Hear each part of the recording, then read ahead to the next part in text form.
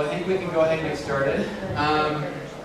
So I had a really hard time coming up with the title because I didn't really know what to speak about. So I kind of just, I'm in no way an expert at startups. Christy's back there laughing. Christy's responsible a lot for me being here, so it's her fault if I keep a really bad presentation today. So anyway, I kind of just figured what I would do is kind of tell you what we've done. I tell you a little bit about our story. I'm going to tell you about us and stuff just so that I'm not trying to sell you or nothing. I just want to just tell you about our company, tell you what we've done, and then kind of give you some of our startup horror stories, for lack of better terms. Some of the bumps we've had along the way, I'm not in any way, shape, or form saying like, hey, this is the way to do it. In fact, I'm saying the exact opposite. I'm saying, find a way to do it. So,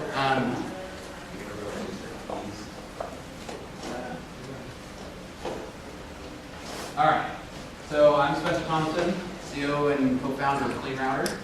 That's where you can find us. Feel free to email me, ask me any questions. I'm glad to help. I love mentoring, love helping, love giving back.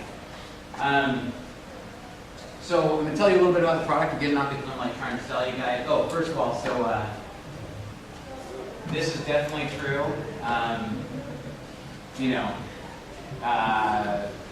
Being an entrepreneur is not for the faint of heart. I will just tell you that right now. I worked in corporate America, or what I like to call corporate America, for like 15 years, and I swore I would never be one of those crazy startup things because that's ridiculous. People are nuts who do that stuff. So this is our product. We sell a router that filters the internet at the source. So instead of having to install software on every device in the house, you put the router into place and it makes the internet safe for kids at home. So it blocks out pornography, you can set violence, you can set drugs, you can set gambling, you can set all kinds of stuff, blocks ads, gives an email report. You can even actually set time restrictions, so like the Xbox can only be online from 6 to 8 to make sure your kids have homework done, that kind of stuff. So it's a really cool product. Obviously, I'm very passionate about it. It's getting a lot of, it's growing really fast. We're really excited about the product. So I'll tell you a little more about us. So, get it all started. In 2009, my business partner and I we kind of followed each other around. His name's Eric, I'm going to refer to him throughout our stories. Eric and I had worked at 4 different companies together, and we were actually working, making SharePoint widgets. A little more background about me. I graduated from ASU with computer science. During the time I was at ASU, I was actually programming for StartupHakk as well. So I was actually getting experience while I was going to school, which ended up being awesome because then I graduated and was actually able to apply for like senior level development positions, like right out of college, which was awesome. So that worked out great. So I was working for SRP, did about a 2-year job at University of Phoenix, then went to JDA Software, laid off. I went to a couple of other jobs. We worked with Course, worked with a SharePoint company. But Eric and I kind of followed each other around through different jobs. So we worked at a ton of different jobs together. 2008, you can tell me what happened in October 2008. Market crashed, right? So the SharePoint widget, which we mostly sold to government, they did Blair Red. There was 6 developers, and we developed this great product for them, and then 2 weeks before it shipped, they laid 4 of the 6 of us off. That happens in software development, right? So 2009, we're sitting there, we don't have a dealer, we just have a job, which isn't really that big of a deal for computer science majors, I'll tell you right now. I've never actually gone more than 7 days without a job. Well, without on by choice. Anyways, so 2009, we just got laid off, and kind of sitting there thinking, what do we do? My business partner got approached by somebody and said, hey, we want to build an internet service provider. The whole internet is just, it's all filtered. Like that's the whole premise of this ISP. Eric's like, I know this is the guy, he grabbed me, we got on a conference call, I'm like, that's totally the wrong way to attack it. You need to build it into somewhere, the gateway, build it into the source. The guy said, you're crazy.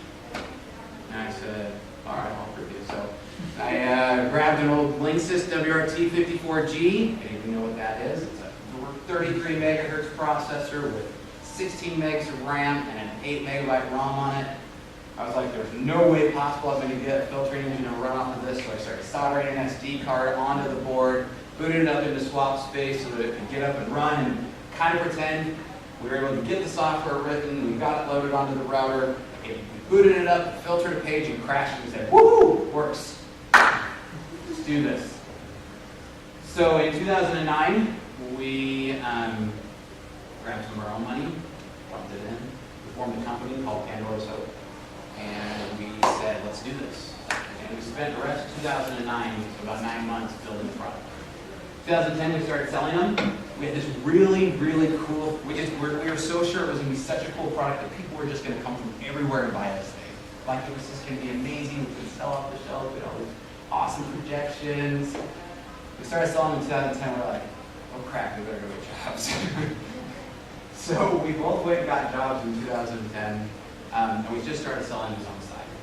And we said, you know what, we put this website out there, kind of figured out pretty quick, hey, you gotta actually do something like this. But we put them out there, and we started selling them. And they kind of started gaining traction. Now, what do you think would probably be, with a product like this, what do you think would be one of the first concerns in building a company? Besides running the hardware and all that kind of good stuff. We actually got product passes for it, so I'll talk a little more about that. What do you think is probably one of the first problems? So you're selling a router that somebody has to install in their home. Our target demographic is like grandma installing this router. Think you'll be able to do it by yourself? No. So we're getting emails and phone calls from people. It doesn't work very well because it's really buggy. So we're ducking out of our day jobs and do phone calls and do support. Nights and weekends, we're coding the next upgrade. We're just like working crazy hours to do this. But then it started kind of growing. And we sold these things for 2 years with the beta sticker because they were ugly beta sticker on the bottom. And that actually bought us a lot of tolerance from people. People were like, oh, it's still beta. This is cool and buying it early. But you know what? They don't even care because it solved a real world problem. And so they were really tolerant of it, surprisingly. We thought we had to release this perfect product, but we put it out there and people loved it. People were like, oh yeah, of course this and this and this doesn't work, but it's great, it's working, it's filtering. My kid's not getting on porn, I know what he's doing, you know, this is good stuff. Halfway through 2012, we sold 1,000 of these. And the funny thing about this is, so my business partner and I are both software developers. We've worked for all these different companies. We never tried to start a startup, and we really hadn't really studied startups either, because we thought those people were crazy. So we didn't really know what success looked like. And that was kind of one of the funny things about this whole story. We didn't really even know what success looked like. We thought success was like Facebook. Millions of users and, you know, and just all the different, like that's what we thought success before startup. So we didn't even like announce to anybody that we'd sold 1,000 of them. Because we just kind of thought, oh man, it takes like 2 years to sell 1,000. We're kind of embarrassed about it. And anyways, about halfway through 2012, we were really tired of ducking out of work and taking phone calls and doing that. We did that for 2 years. So I worked for GoDaddy at that time. He got a job with Ticketmaster. And so we truly, and I can always say, I was giving my full 40 or 50 hours a week. I never had anything other than like a glowing performance review, so I honestly gave that employee that time. But we still were ducking out here and there, making phone calls and that kind of stuff. End of 2012, we released version 2.0. And I'll get a little bit more into some of the stories of this. But with version 2.0, we signed a contract with Buffalo Tech to start selling, to use their routers and start putting our software on it and selling. Huge bonus to the company. And you'll see why. So in 2013, we rocketed from 1,000 to over 3,000 sales. We then, because I wasn't fighting with hardware all the time, I was able to start burning non-software. We were able to release version 3 in 2013. We filed a couple patents in 2013. Those are still pending, by the way, which is just really annoying. Patents are pain in the butt, and they're really expensive. In 2014, we did 6,000 routers. Today, we're just about to hit the 8,000 router mark.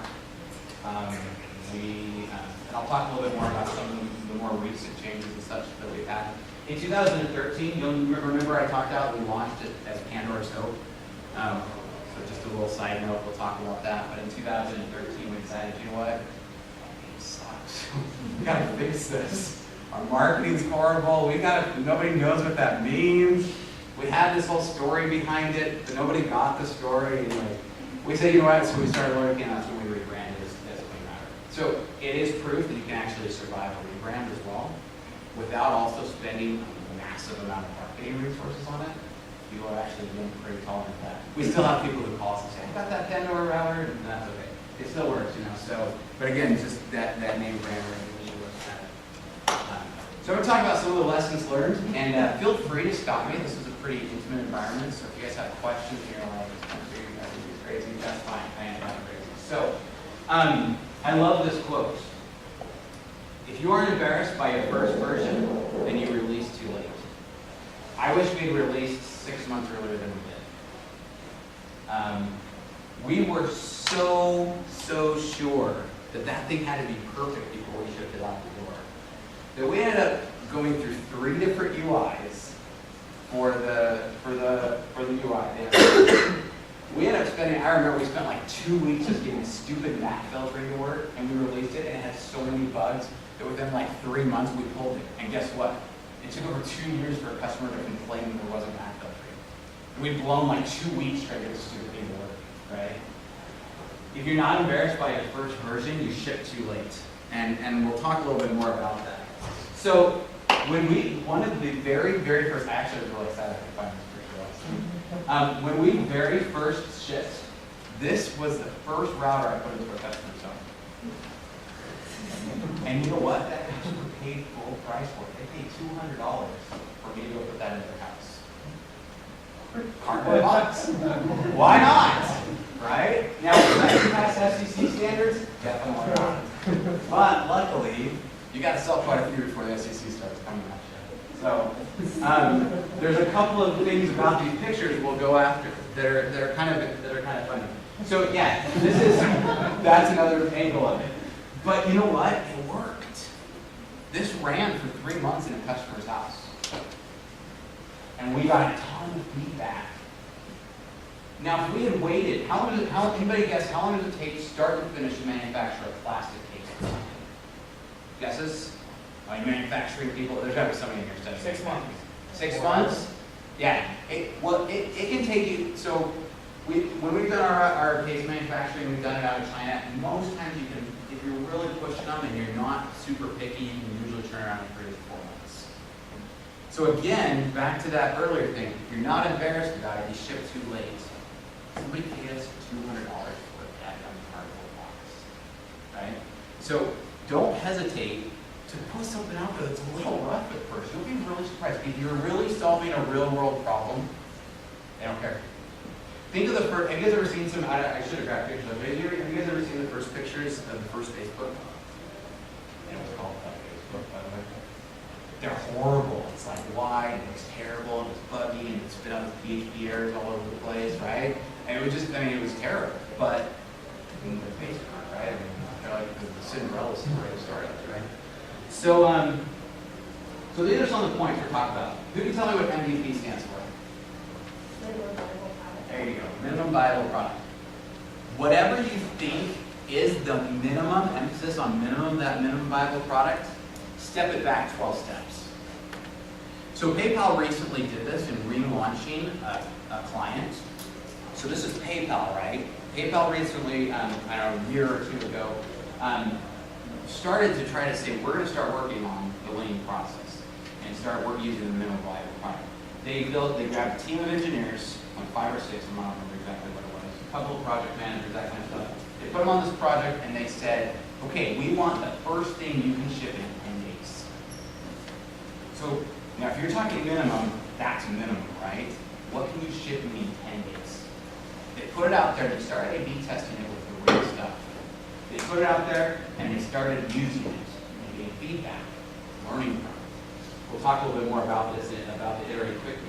But get that minimum viable product. If you're shipping, if you're not embarrassed by it, you're shipping too late, right? So, let me see here, make sure I'm not bouncing around too much. So this was actually the first case that we prototyped. And this one, Cost us, I think the prototype alone cost us like $1,500 just for the prototype case. You can kind of see like the screw holes, and you notice that there's only like two, so any of you technical people, you notice there's only 2 ports here. Have you ever seen a home router with 2 ports? Nah. So, yeah. The cool serial port, yeah, we sold the serial ports for 2 years. So this is that, let me make sure I'm not bouncing around my notes too much so we don't get, so yeah, so a couple of things. How long did Google ship Gmail with the beta sticker? Anybody guess? Like 5 years or something. Yeah, it was 5 years. They had over 100 million users on it before they removed the beta sticker. Okay?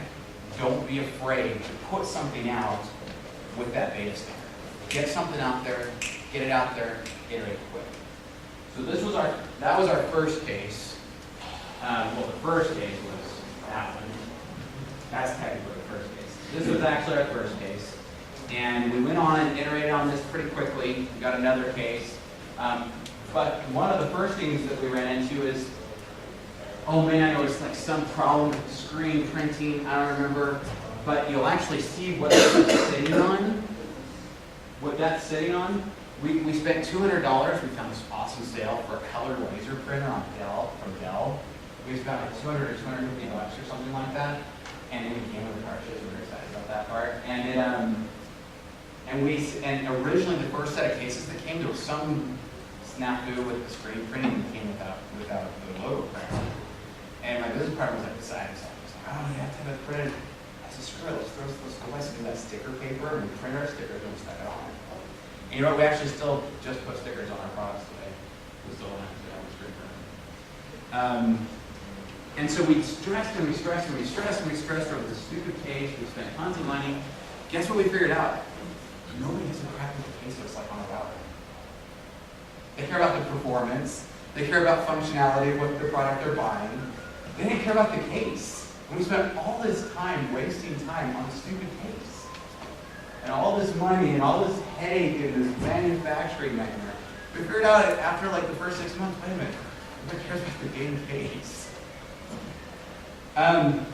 So we have a set of core values, and you'll hear me talk about them. One of the core values that my guys hear all the time is better, not perfect. If you're shooting for perfection, you're going to be developing forever. Get something that's a little bit better, solve the problem, get it out there, and you can iterate further. Just make it better. Better, not perfect. Don't be afraid of the B word. Nobody cares. Customers don't even care. In fact, they like finding them. They feel really important when hey, we found this bug here. And guess what? That means the customer cares enough to actually tell you that there's a bug in it. He's refusing it, right? So you'll hear me, a lot of my talk actually I took from Napoleon Hill. Anybody ever read Think and Grow Rich? I don't care about like the grow rich part of it, but it is actually like the core of one of the really first success books. And so I really like a lot of the principles from it. So Napoleon Hill says, if you can't do great things, do small things in great ways. So take that now and go back to starting a startup. One little thing is really awesome at it. And go pick another little thing and be really awesome at that thing. And then keep going on, right? That's how you build a great product. So on the iterate quickly, you'll, this is kind of the basic of the lean concept. I'm going to kind of sum up the lean book in like 2 minutes here. You have an idea, you build it, put it into the product, measure it, which usually just means this is kind of the point where you bring it to the customer, right?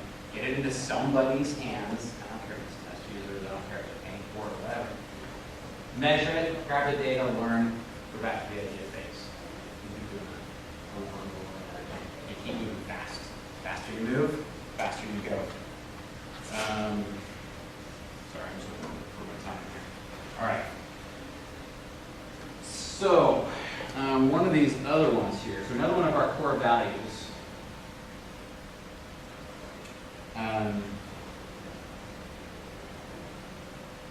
So yeah, so another piece to that, another piece to this is keep it small. Take whatever you normally would think, man, I need to get this feature, bug, whatever, take it and keep it, and whatever you think that needs to be, cut it in half. And try to accomplish half of that. And then release it. And then half that again, release it again. It really speeds up development. I'm a huge fan of that. And I think that way goes into here. This is another one of our core values. Do more with less. So, most times when you start a startup, or most times in most companies, if there's a job that needs to get done, what do? Hire somebody to go do it, right? So like in this case, we had customers who come to our website, they buy the router, and then we need to get that router out to them. But I need to make sure that that router was tied together into the system to make sure that I can track who that customer was to that person, right? So normally you'd be like, hey, we need to like hire somebody to go do order fulfillment, right? That's kind of a thing where you think, oh, we gotta get this over to Amazon, let them do the order fulfillment. We just automated that. We bought like this $40 stamp gun, and it plugs into the USB drive. We wrote this little program, use stamps.com, wired it all together, and you scan the router, it whoop, uploads it to the database. We automated the setup of the routers so that we flash our firmware onto them, and away we go. Especially if you're going to start hardware, I hear all the time, you gotta have at least $1 million to start this. I gotta have at least $1 million to start this idea, or else there's no way I can come to it. Well, there's this cool little thing nowadays called a Raspberry Pi. You can get one for $5. You can build a dadgum or anything off of that. Seriously. So when we very first started, we started building out. For those 9 months we were building out, you'll notice that one has 4 ports, right? And that one has 2. This is the one we actually started working on. We gathered and we pooled our funds, we got a little bit of friends and family money, and we bought $40,000 of hardware at this. It's called an ALX board. It has 2 ports. So you got your WAN port connected to the internet and one to post your LAN. We were going to expect our customers to plug in a switch behind their router. It was just, we want the product, that's how it's going to have to be because this was the best hardware today.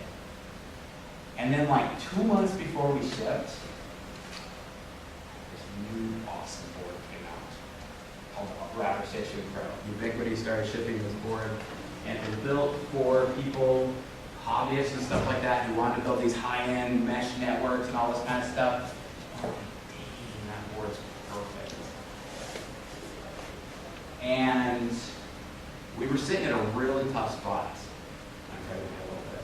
We were sitting in a little bit of a tough spot because we were like, we just spent $45,000 on all this hardware. And it truly was taking up in my kids' room, stacked up against the wall, all the hardware sitting in my kids' room stacked up there.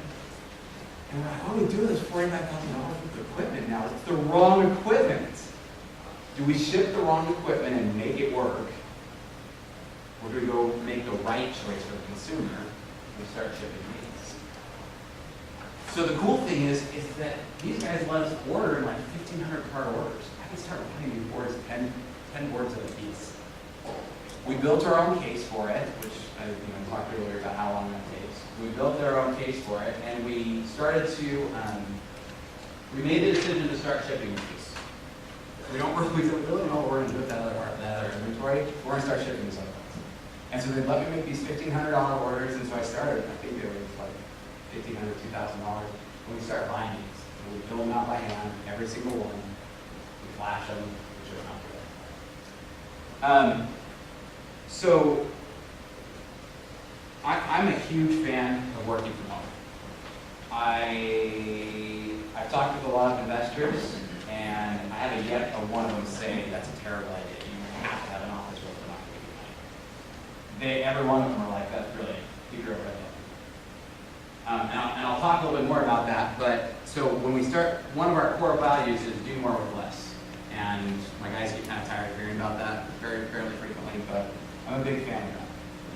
So Napoleon Hill tells a story that I'm going to read really quick. I promise I won't read very much. But he says, Are you Harvey's uncle had gold fever. He staked his claim and started digging. After a lot of work, the uncle found a vein of ore, so he covered up his find and returned home to raise the money for the machinery that he would need to bring the ore to the surface. They raised the money, and Darby traveled with his uncle back to the site to make their fortune. Things started well, and before long they had enough to clear their debts. They were excited everything from here would be profit and things were good. Then the supply of gold stopped. The vein of ore had disappeared. They kept on digging but found nothing. After a while, they quit in frustration and sold their machinery to a junkman for a few $100s. After they went home in disappointment, the astute junkman called in a mine engineer who checked the mine and calculated that there was a vein of gold just 3 feet from where Darby and his uncle had stopped digging. The junkman went on to make millions of dollars from the mine.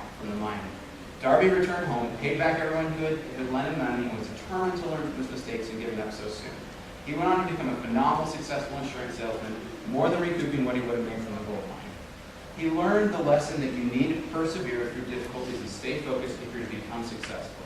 Whenever you feel like giving up on your dreams, remember you may just be 3 feet from gold. So, 3 feet from gold, right? The grind. Napoleon Hill said, "Don't wait, the time will never be just right." When we decided to do this crazy thing and start writing this and not go get jobs, I had 4 kids, my business partner had 5 kids, married. We're both active in our church, we're both extremely busy. We could have said, you know what, this is a great idea, but we can't find it. So we didn't wait, and we started doing this. Napoleon Hill said, whenever your desires are strong enough, you will appear to possess superhuman powers to achieve. So I want to show a video. Let's see if this will work. Let's see if this will play on YouTube.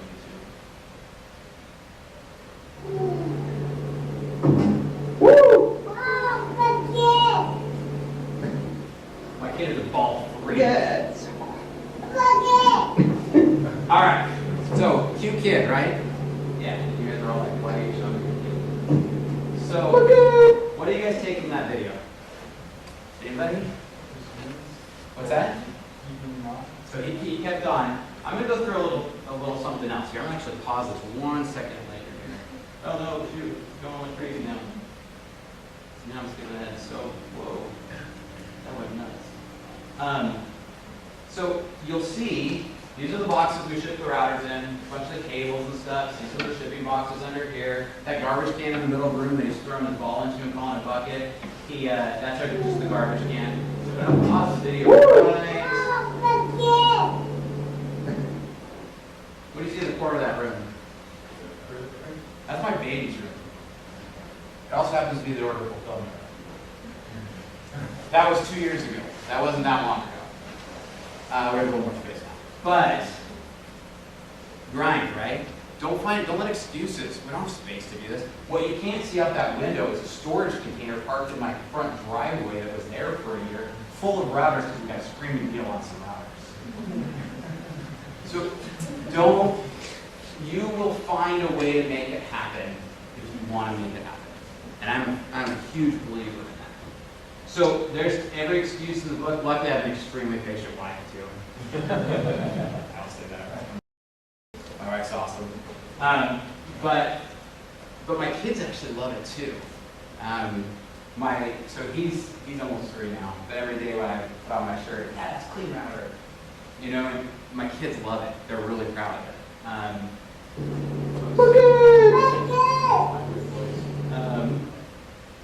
They didn't want to admit. Okay, so this is kind of a funny. My business partner would be mortified if he sees this, but this is back before selfies was cool. This was in 2009 while we were developing the product. See that case that I was holding earlier, right? So, a couple things to note here. Other than just this was a really horrible picture of me. But look how proud I am of that case. Because we've gone through a lot to get that big case. Here's a clear version of it. This was one of the other prototypes where they made it clear. It's a box. Back here is the overflow of inventory in my office that overflowed because my kids' room was so full we couldn't even get in. This was the overflow of that material. This is my business partner. He actually moved into my office for 6 weeks, moved all this stuff over so we could work together and crank through this stuff. Notice what time the clock says. That's 1:35 in the morning.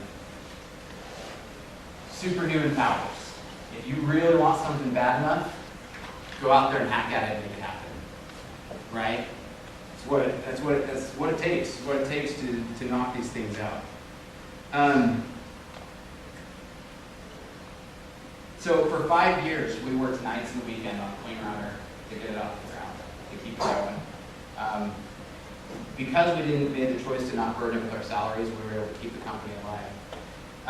More than 500 of the most successful people this country has ever known told me that, this is Napoleon Hill again, told me their greatest success came one step beyond the point at which defeat had overtaken. Failure is a trickster with a keen sense of irony and cunning. It takes great delight in tripping you just when the success is almost within reach. So keep cranking through it. So I talked about that inventory, right? We had this $45,000 inventory sitting in a room, and we weren't doing anything with it. But we started looking and seriously sat there for like 5 months, and we didn't really know what to do with it. And then we said, hey, we bought this on this killer deal. It really was. We got these boards almost half price of retail. And we said, man, people buy these. They put PSNs and monowall and a bunch of stuff on them. Let's buy some of the other stuff that people buy with these and make a kit for it. We started doing that, listing them on eBay. We took what we had paid, we marked it up by 38%, so we were underneath every other retailer out there, and we started selling them. That kept us alive for 2 years. Just selling that inventory with that 30% markup kept the company alive for 2 years, so that we continued to bootstrap and we never had to go for funding. So again, 3 feet from gold, right? We could have stopped and said, we're all the money, we're screwed. Grind it out, find a way to make it happen. So you'll notice in that other picture, maybe there's one here, or my business partner, you'd be mortified, you'd be really happy when you see that picture. But you can see the inventory behind us. You can see, the monitors and everything set up in my office. But yeah, and that's the same night as that one. I just had to put this up here. So, first of all, this is that case I was telling you about. Didn't have the logo, right? We figured out how to make that happen. Everyone's like, what the heck is that little SD card thing sticking out of the back of your router? We got that question a lot, by the way. So, one of the things that we ran into was that the routers, for all the stuff we need to do for filtering, people need logging, they want an email report, they want all these cool features and stuff that we found out after we started shipping them. And we said, man, no routers ship with gigabytes of storage space on it. Like, just, there wasn't happening.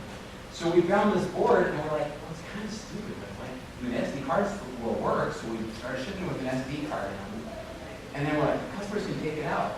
So we just got a label printed that just said, warranty void if removed.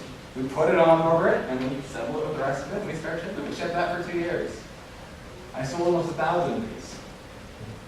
They're still running. So again, if you want to do it, you'll find a way. The first order of, so the way these boards went in, I just was going through pictures last night, and I was like, man, these are awesome, these are great stories. And I'd forgotten about half of this. This post, when it shipped, was a full post like this. And we got 300 cases from the manufacturers, and we got the board, and we tried to put it in, and they wouldn't go in. We couldn't even go in. And so we sent this picture to the manufacturer, we said, hey, these need to be like cut like this, and the guy's like, well, it's going to cost X amount more, and da-da-da-da. So we shipped almost 1,000 of these on every single one. We just would grab a little drummer tool and zip that up. Again, we couldn't use this as an excuse to say it's not going to work. Shoot, we just blew, I don't know how many thousands of dollars or whatever on these cases. Instead, we say, you know what? I eventually actually started paying people to do that for us, and they like that. So in 2013, we started going down the process of trying to manufacture our own router. And when you work with manufacturers in China, you hire kind of a middleman who kind of works as a liaison between you and the people in China. Since I don't speak Chinese, I barely speak English, let alone Chinese. And so we were working with this guy, and he had a great reputation. We were on like 3 different sites. We talked with other manufacturers. We worked with him as a middleman before. So our very first shipment, we wired over the $40,000 to him, and he started the process. Well, it kind of got behind. A little more behind. We're kind of starting to get anxious. We started, what are you doing? And it turns out that this guy had taken our money out of the casino and gambled it all away. He's gone. So again, it was one of those really low moments when we finally got with the manufacturer, we finally figured out what happened. It was about 3 o'clock in the morning. We both had to go to work the next day, and my business partner and I were on the phone, and we're like, that was like all of our inventory money for the next like 3-4 months. And And you know what? I called my distributors, the ones we were using at the time, and said to them, hey, look, we just had this really hard thing. And you know what? The guy's like, hey, that's awesome. Why don't we just work and I'll just take half orders for right now, and we'll just let you work on those half orders for a while. And we really kind of build that account back up again. Again, it was one of those moments where we just could have said, this sucks, right? But we just kept grinding through it. And now that manufacturer that we ended up creating a relationship that we're actually right at the final stages of actually producing finally our first unit ourselves. It'll come with CleanRouter software on it, CleanRouter logo, all set up, ready to go, all works. So I talked a little bit about some of these build your own kits. One of the other things is that we thought naively, man, we have to come up with our own. We got to build our own hardware. We got to figure this out. We lucked out and found that one router kit that we could build. But then through kind of grinding through and just kind of starting to ask some questions, I started figuring out, wait a minute, Western Digital, Linksys, Buffalo Tech, TP-Link, all these guys, they don't really care what happens in the routers. They just want to sell routers. So I started talking to them. I tell them what we're doing. They're like, that's awesome. And they said, why don't you use our routers? Just put your software on. Well, customers think that's weird. So we actually did that first with Buffalo Tech. And we ordered 100 of them to start with. We professionally got the stickers for this time. I don't remember anymore. We got these stickers, we put them on it, we started shipping it. And guess what? Customers don't care about it. They never have it for us. And we're still doing this thing. The routers we sell right now on our website are from a partnership with Western Digital and TP-Link. They're great routers. And guess what? They have to manufacture them. So again, it worked really well. The principle being, don't try to take something and try to reinvent the wheel. There's no reason. So failure can be a trickster. Something for nothing. Napoleon Hill said, there is no such thing as something for nothing. Find a real world problem that needs to be solved. And you know what? If you're solving that real world problem, those customers are going to be really tolerant of a lot of stuff. And they're going to help you. We're now at almost 8,000 customers out there. We even have some people that don't use the product anymore, but guess what? They still love it, and they still are willing to help. And they still haven't removed themselves off our email lists, and they still like it, and they're still willing to help. So if you're solving that real world problem, people will do it. Okay, now this is the next part that I'm going to probably get in trouble from somebody in some business class or some investor's going to get really angry if you're saying this. So, idea. What's the first thing you got to do? Write a business plan, right? Business plans rarely survive first contact with customers. As boxer Mike Tyson once said about opponents' pre-fight strategies, everybody has a plan until they get punched in the mouth. If I had told you what I thought CleanRouter would have been the day we launched it in 2010 versus what it is actually now, get it out there. I don't care if it's an app, I don't care if it's an idea, I don't care. Just get something out there, get started on it, get it out there. If you do that, that first customer, and then if you do it right, and you go back to that first customer and say, what did you like, what did you not like, what would you like better, right? Take that, use it. It's like free market research, right? Some people say pay tons of money to spend. If you're Apple or Microsoft, what do you think you spend on market research? Like millions of dollars, right?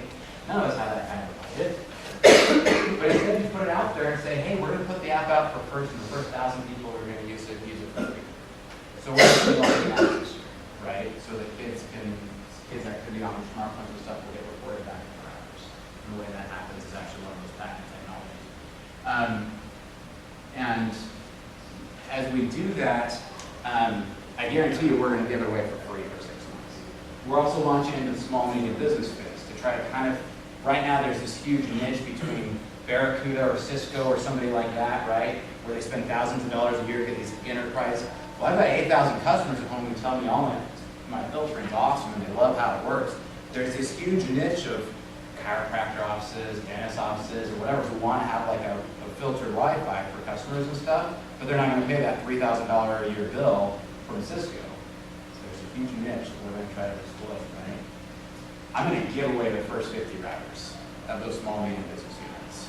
I actually just got a partnership signed with Linksys. We're using a dual core model. It's going to be fast. It's going to be awesome. Again, I'm going to give away those first 50 and say, you know what? Why don't you guys tell me what you like? And we're honestly just going to take the residential software and just ship it to them and say, okay, what didn't you like about that? What do we need to change? Why not? Let them tell me. I can guess what I think they need, and chances are I may come up with some cool features and stuff, but I may also waste a whole bunch of time developing something that they can care about, right? 5-year business plans are fiction. I can't tell you how many times I've heard people say, well, what are the projections for the next 5 years? I don't write whatever number I want on this paper, right? I mean, I make all kinds of stuff up. It's probably be totally different than what actually happens. No one besides venture capitalists in the late Soviet Union requires 5-year plans to forecast complete unknowns. Plans are generally fiction, and dreaming them up is almost always a waste of time. So go quickly. Startups are not smaller versions of large companies. They do not unfold in accordance with master plans. The ones that ultimately succeed go quickly from failure to failure, all the while adapting, iterating on, and improving their initial ideas as they continually learn from their customers. So I actually just wrote my first business plan like 4 months ago. Seriously. Now I'm kind of busy too. So we are a little crazy. And I have Christy largely to thank, and Jonathan actually, both who are sitting back there. These guys are both awesome resources, by the way. You guys should all turn around and pay attention to them because they're awesome. So last year I was working for GoDaddy, and I went to Phoenix Startup Week. And I heard all these entrepreneurs talking about all this stuff, and I heard people talking about, yeah, we sold 100 of this, and I'm sitting here going, wow. Like at the time we were like 6,500 sold, and I'm like, whoa. And I didn't even kind of realize what we had. About 3 months before that, and actually the reason I landed at Startup Week, my cousin came to town, and he's kind of an entrepreneur. He runs his own company and stuff. And he was like, wait, how many customers do you have? And we had like 6,000 customers. And I'm like, oh, we have like 6,000, but we're really not. And when I was like, again, I was kind of embarrassed about this. And he goes, you have 6,000 customers? 6,000 people have bought it?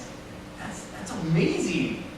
You need to get out and talk to some people. Go talk to people or something. He's like, what kind of networking events do you go to? I'm like, so I actually started Googling around, meetups, that kind of stuff. I had nowhere to go. And I stumbled on Christy's site. And it had this free coaching thing out there. I was like, hey, I don't remember, 45 minutes of free coaching, something like that. So I signed up when I figured out that 45 minutes, right? And I thought I scheduled it for a lunch hour so I could even do it while I was working at GoDaddy at the time. So I started telling Christy the story, and Christy's like, oh my gosh, I've got to introduce this. And she did. She started introducing me. Christy runs Startup Grind every month. They're awesome. You guys should all go. Yeah, they're awesome. She then wired me to the Yes Phoenix and kind of the Phoenix entrepreneurial people, which Jonathan was in charge of the Phoenix Startup Week last year. It absolutely inspired me. That week I decided I would quit my job. And I did. And in April, end of April, I gave my 2 weeks notice and I quit May 1st.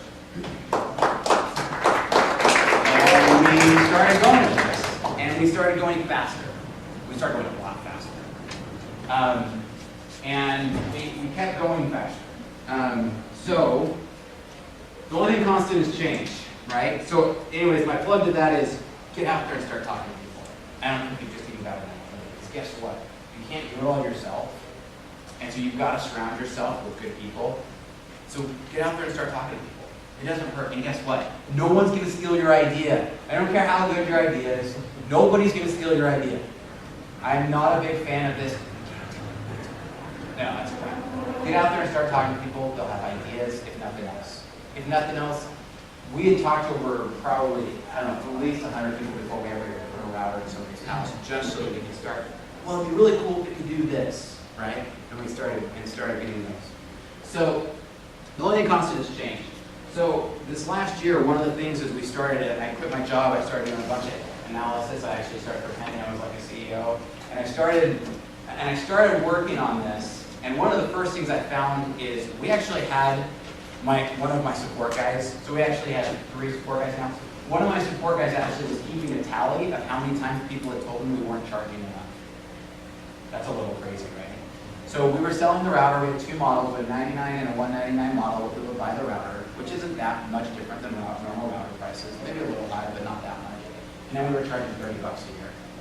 And he's like, you're nuts. And I kept hearing people, you're nuts, you're nuts. So finally, after we were so tired of hearing all this, through a couple of different events, somebody said, try monthly, see what happens. So we switched it from $30 a year to $20 a month. Still the same price of the sale. We said, you know what, even if our sales steep for a month, we're just going to try it for a month. We threw it out there, sales jumped 25%. It validated the product. It validated it as a service that we were operating as a service. Now sales have dipped a little bit since then. I mean, not crazy, but well within metric range. And we're at almost 1,000 monthly recurring monthly recurring customers at $20 a month. We're starting to look at tiered pricing and what features we should offer in the tier and stuff like that. So again, the only thing constant is that change, right?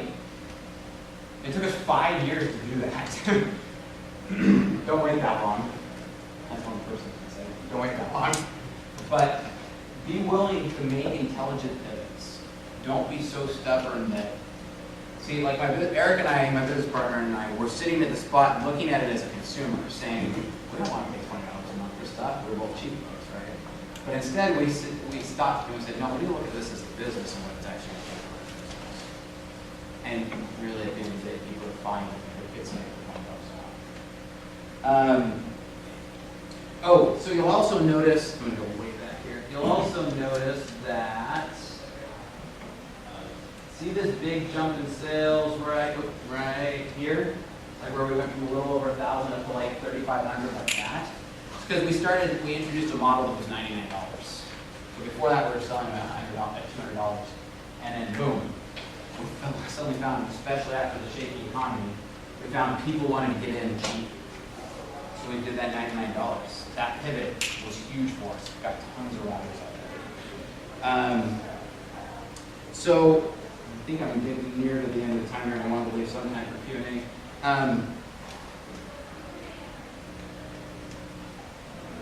So I do have some funny quotes. These are the 5 symptoms of laziness. You can see these just take out.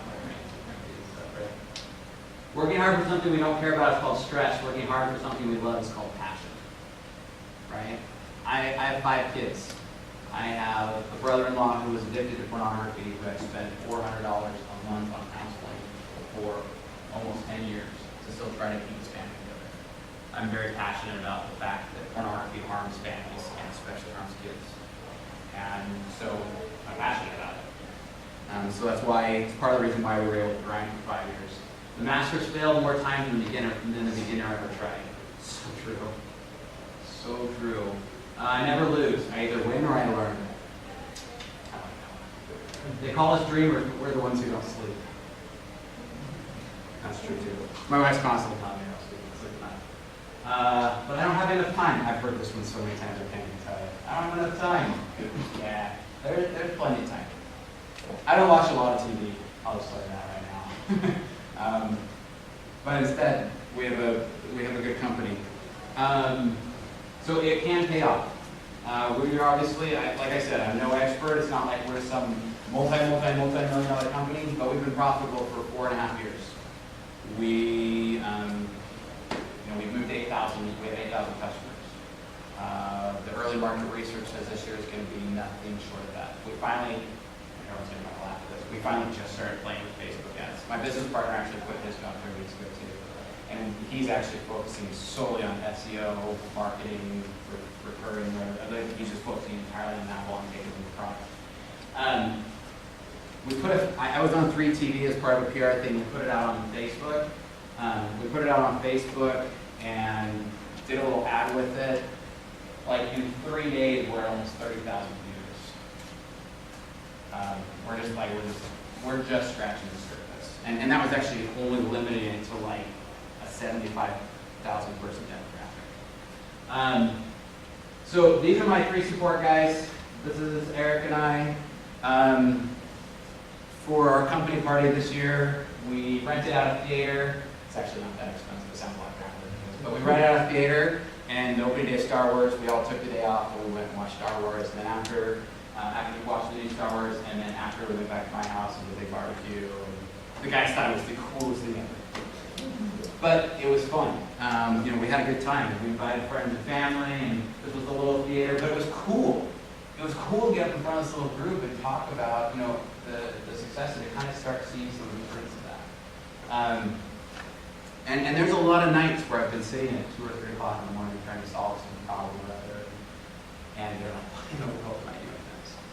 And then I remember this one specific night where I was doing that, and then I punched in and was doing something else, and I was truly one of those nights where I was about ready to quit, and was like, "This is not worth it. I make enough on my day job, you know, I support my family, I don't need this headache." And then as I was running one of the queries in the database, I realized that there was 4,000 routers online. And I said, man, I'm going to protect 4,000 families right now. And I kept going.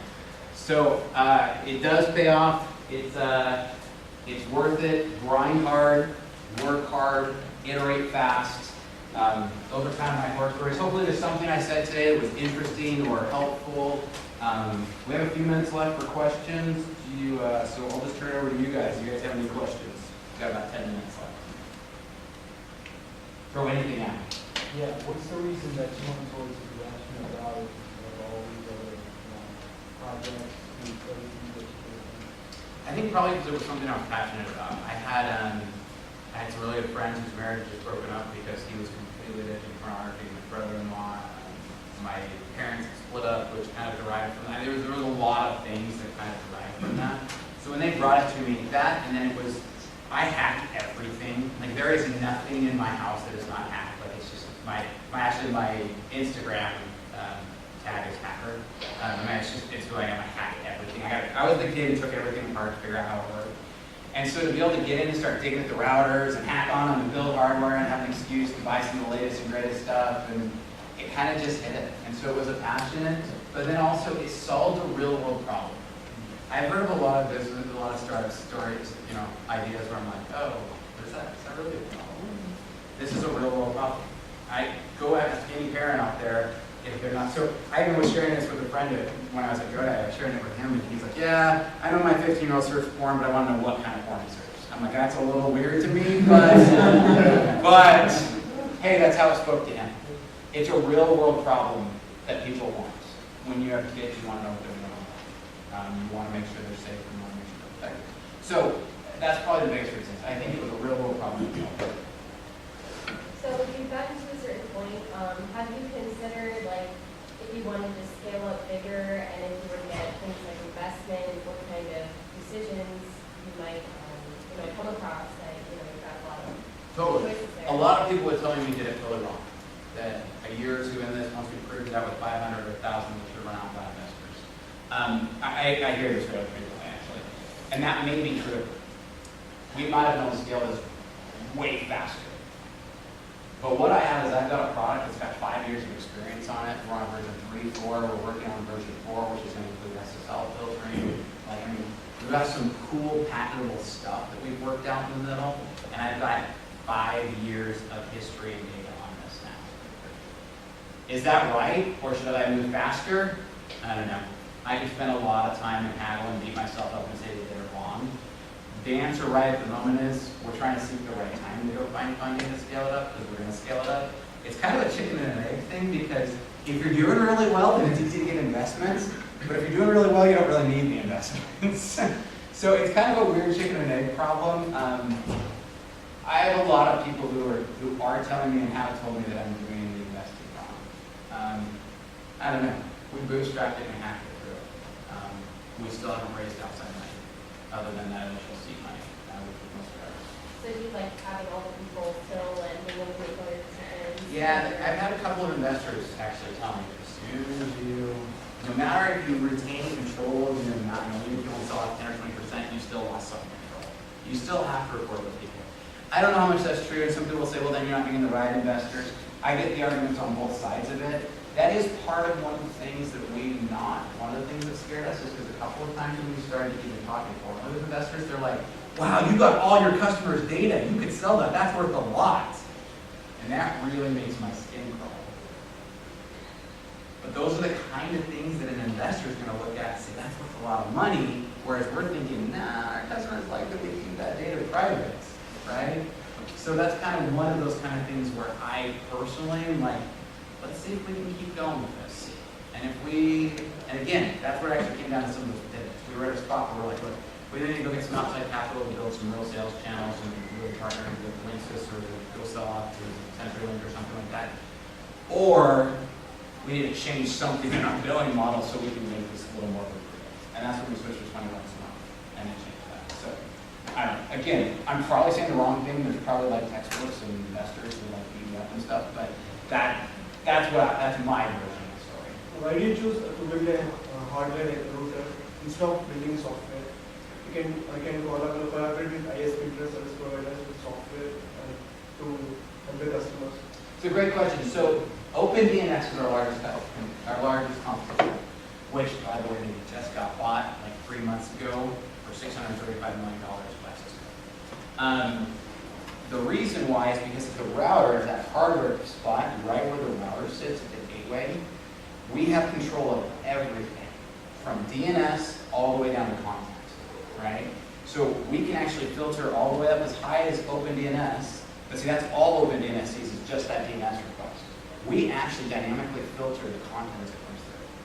So as the content comes through, we're actually running keywords, matches, and stuff, and phrases, and there's crazy big algorithms and stuff that work on actually weighting all this stuff in the page.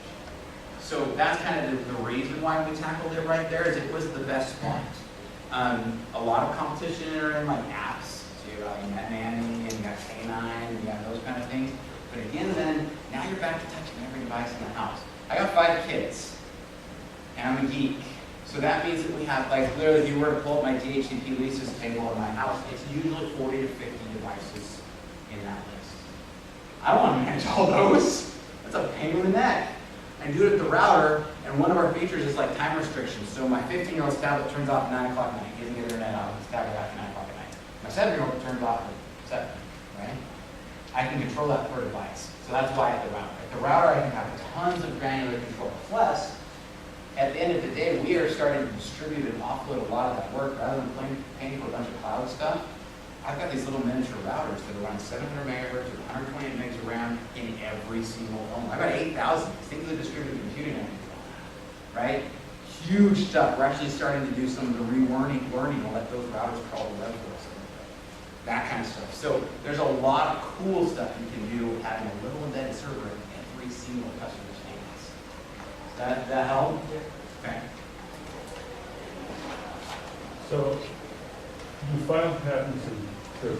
That's 4 years after you started. Why the wait? So we actually, in the very beginning, had a patent lawyer come and do it. And actually, the reason we had the patent, we paid for the patent lawyer first was to make sure we weren't going to encroach on anybody's patents.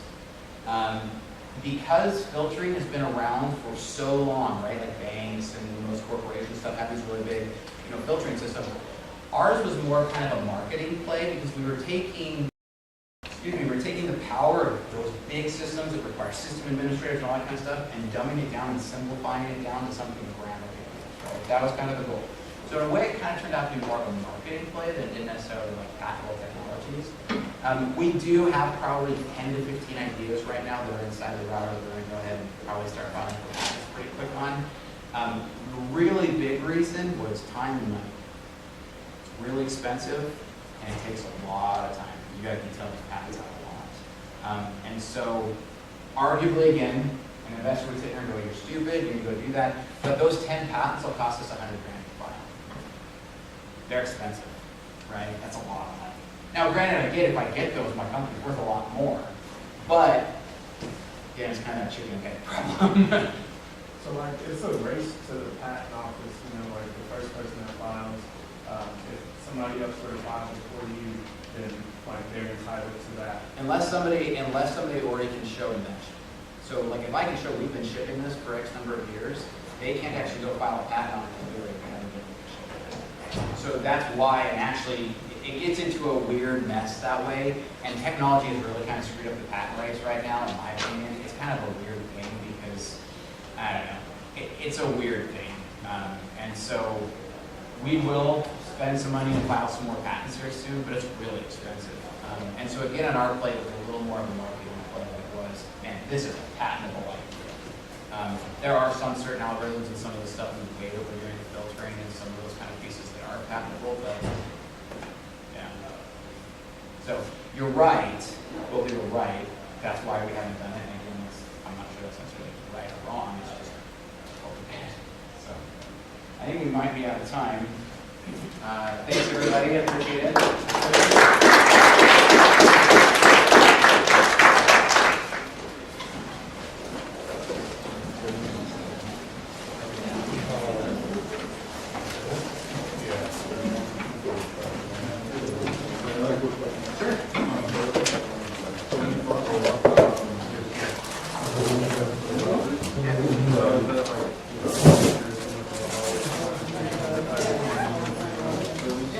First of all, they know we're doing it.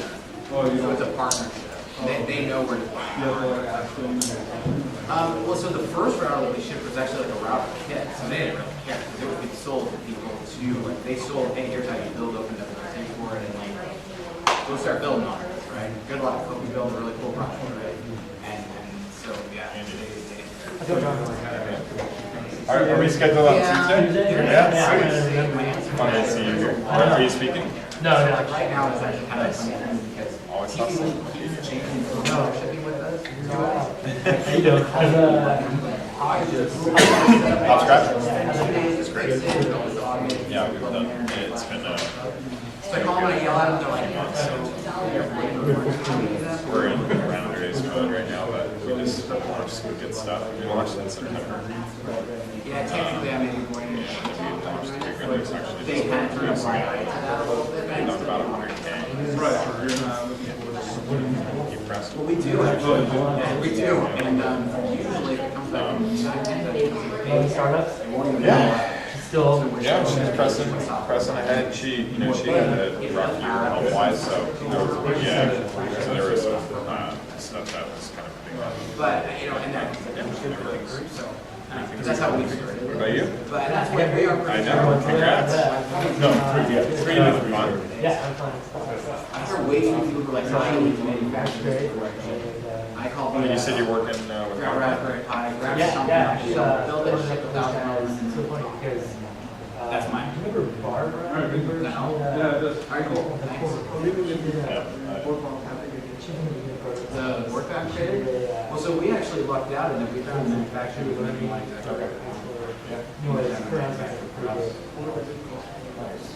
So the hard thing about it is that when you do manufacturing or something like that, they want Two people So suggesting like this. most people, they want to sell it.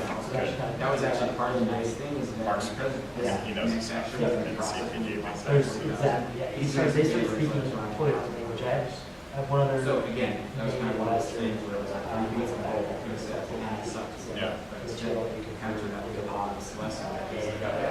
First, Let's do 1,000 bar release on what do you say the boss? Yeah. We need something to add in We need more money for this. I think should that's smart. We really need a program. Yeah. So, Good. finalizing Bye. packaging, all that stuff, and Make something work. Again, those first things that I showed you, they weren't. Cool, what we dude. wanted. Good. I look forward to learning more on Tuesday. For sure. For a little while. What's it gonna hurt? Customers are really tolerant if you're solving a real world problem. Oh, yeah, and then, hey. Hey, great to meet you. And you guys, no problem. If you guys ever want, like, you guys or whatever, feel free to reach out, if you ever have questions, reply to Not for church, but Scott Brownlee. Okay, cool. Good luck. Hey, Spencer. Yeah, for sure. No, I'm helping him get his thing rolling. Hop scratch. Yeah, no, in fact, even our phone guys actually have a version of PBX. And I'm like, phone guys like our vendors. They don't care, they love it. In fact, the funny thing is, I just hired a PHP developer whose wife works and he has a kid that he has to stay home with.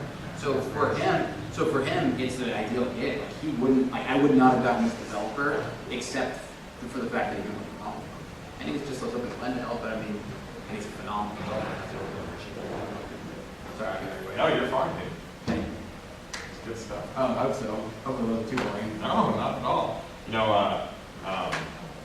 See, I don't know if you know that the last job I had before I was full-time entrepreneur was at GoDaddy too. Was it?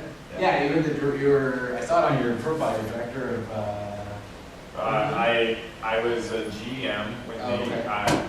for like a while. I had 12 product lines, and then they flattened. So I had like 90 people, and then they flattened to 16 product managers. And so then I took over user experience for the whole company. really? Yeah. Okay. So like all the guys that were in UX, like I don't know if you knew them. Did you know Lee Glasgow? Yeah, Lee's awesome. I still actually keep. I had hired Lee. Lee was there before I had come on board. I'm just turning this off really quick. No, you're fine. Oh, you recorded it. I did. I don't.